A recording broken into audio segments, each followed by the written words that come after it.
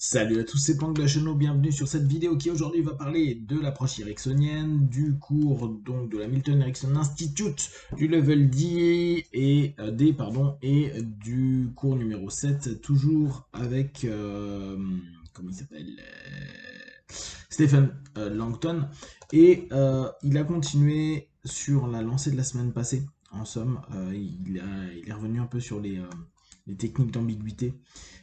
Il est assez fun comme gars dans le sens où tu sens qu'il y a des moments où il en avait ras le cul d'Erickson qui expliquait que dalle. Il fait des remarques en disant bon bah alors je lui pose une question pour comprendre pourquoi il a fait une prescription de tâche hyper ambiguë qui avait aucun sens.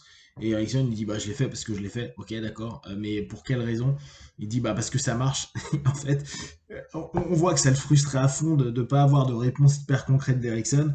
Bon bref, à plusieurs reprises, il se fout un peu de la gueule d'Erickson en faisant sa voix et tout. Il est assez fun vis-à-vis d'Erickson. Euh, Par contre, on sent vraiment l'influence qu'il a pu avoir dessus. Et en l'occurrence, donc là, d'un point de vue technique, il revient sur les notions d'ambiguïté, la notion de confusion, euh, où il montre plusieurs éléments de confusion. Pour lui, il y a 5 méthodes de confusion. Les cumulations de négation. Ne fais pas cette notion-là pour ne pas réussir à te sentir bien maintenant ou dans quelques instants. Donc, il va y avoir toute cette notion de cumul. La permutation de concepts divers, hein, vous allez complètement prendre des concepts, les lier les uns avec les autres, sans que c'est forcément de sens pour confusionner la personne, les oxymores et les phrases ambiguës. Donc, comme je vous disais la semaine passée, hein, c'est ce que l'on voit en Milton Model, et que dès lors, on réutilise pas mal. Alors, il revient sur la notion d'oxymore, il dit que c'est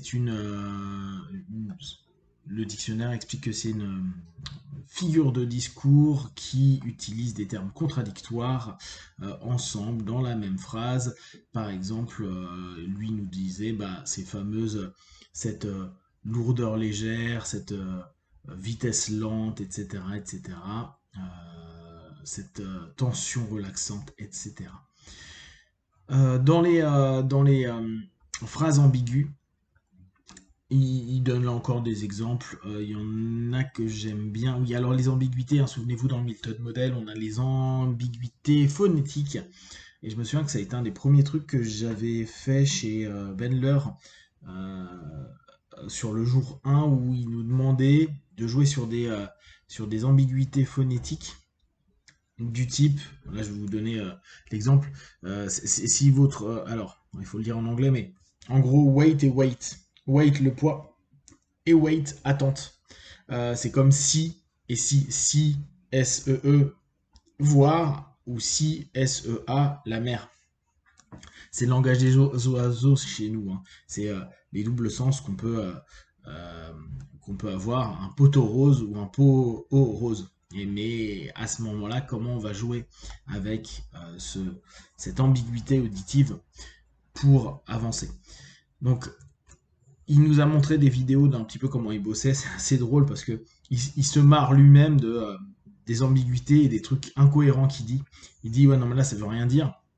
Mais et j'aime bien l'idée qu'il explique. Il dit c'est les confusions saturation, ça permet d'inclure une transition et ça permet dans le paradoxe quand la personne est en train de chercher un sens de donner un sens qui vous intéresse. Donc c'est vraiment hein, cette notion de vu que je sais pas et que le cerveau cherche une réponse, le sens que vous donnez après semble logique. Ou sinon, sur la notion, il disait quand vous êtes en train de passer d'un élément à un autre et que ça n'a aucun sens, le fait de confusionner saturé permet de donner une logique à ce que vous allez dire après, alors que dans l'absolu, c'est pas logique. Euh, Ouais, et donc dans un autre élément qui donnait, il dit dans l'ambiguïté, et notamment dans les prescriptions de tâches, il donne des tâches mais absurdes. Alors bon là-dessus vous pouvez voir l'école de Milan en Italie hein, à ce sujet-là, tout ce qui était les écoles où on fait d'énormes prescriptions de tâches qui ont parfois une absurdité complète. Il donne des détails, donc soyez hyper précis, donnez des horaires, donnez un lieu, donnez des gestes à faire, des répétitions, et il disait, il y a des moments, et Ericsson, pareil, quand il posait la question à Ericsson, il dit, bah, non mais moi je sais pas ce qui va se passer, j'en ai aucune idée. C'est lui qui va trouver ses propres réponses. Et donc il joue beaucoup avec cette notion-là, stimuler l'élément qui pourrait être utile, l'imagination, etc., etc., donner une tâche à faire, donner une valeur thérapeutique à cette tâche-là, faites-lui faire la tâche, donc le temps, la place, l'acte. Faites utiliser un objet physique, ce qui pourrait être un objet transitionnel hein, pour ceux qui bossent en psycho. Soyez sûr que le comportement va vraiment faire une dynamique active, donc vraiment faites bouger la personne et faites des liens de cause à effet pour permettre à la personne d'avoir des logiques quand il va revenir en cabinet. Donc quand la tâche a été faite, demandez au client ce qu'il a appris de tout ça. Donc c'est assez génial, tu fais faire n'importe quoi. Et après, tu dis alors, par rapport à ta problématique, qu'est-ce que ça donne? Gardez tout le temps le levier thérapeutique en utilisant bien sûr les références du partenaire. Donc là, on est beaucoup dans notre reprise indirecte, etc. Bien sûr, développer et renforcer ce que la personne a pu apprendre, ou les différents éléments qu'il a pu apprendre, identifier et accélérer les motivations que ça a pu permettre, et peut-être même le plaisir qu'il a pu avoir à faire ça, et donc n'hésitez pas à le refaire. N'acceptez pas que ce qu'il vous propose au départ est complet. N'hésitez pas à aller chercher et creuser un petit peu dans ce qu'il a pu vivre et ressentir. Continuez à utiliser pour avoir plus d'infos, challenger et stimuler le client pour continuer dans cette optique et sur ses retours qu'il a pu avoir et l'intérêt qu'il a. En gros, il se trouve un sens à ce qu'il a besoin, il rationalise, mais cette rationalisation va permettre avec un ensemble d'éléments qui a été mis en avant, plus un ensemble de suggestions indirectes, de développer la réussite potentielle de cet exercice-là. Enfin, dans les techniques ambiguës, c'est marrant, il le met dans les techniques ambiguës, il met les métaphores.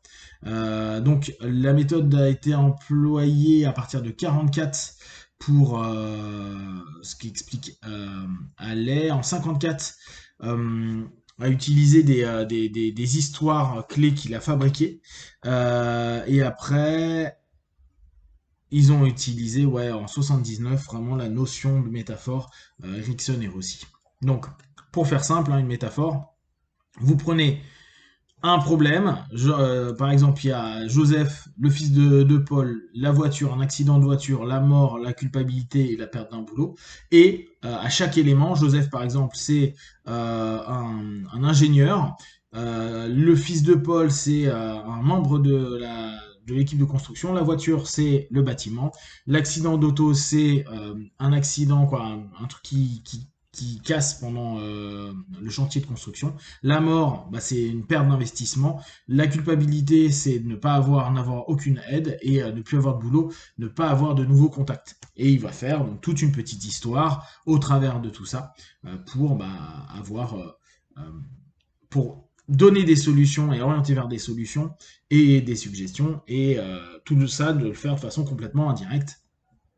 Donc, en général, n'hésitez pas à aller matcher avec la situation et le drame qu'a vécu la personne. Finissez par l'histoire par quelque chose de raisonnable et de possible. Et n'hésitez pas à mettre une notion d'action dans la métaphore pour que ça soit le mieux possible. Après, il nous parle un petit peu des différentes métaphores imbriquées qu'on peut faire. De façon générale, c'est très très basique à ce niveau-là. Donc voilà, l'idée, son concept, c'était de vraiment faire diminuer le conscient par rapport aux suggestions qu'on est en train de donner et donner à la personne cette notion de trouver par lui-même, au travers de ses histoires ou au travers de ses actes, des réponses qu'il va lui-même rationaliser et donc nourrir la suggestion parce que ça a du sens pour lui et que le changement est possible à ce moment-là. Si vous avez des questions et des remarques, vous les partagez sur Facebook, YouTube, j'y répondrai le plus rapidement possible. Comme d'habitude, de tout ce que je propose, ne prenez que ce qui est bon juste pour vous tester, observer, analyser et conclure. Be one, ciao.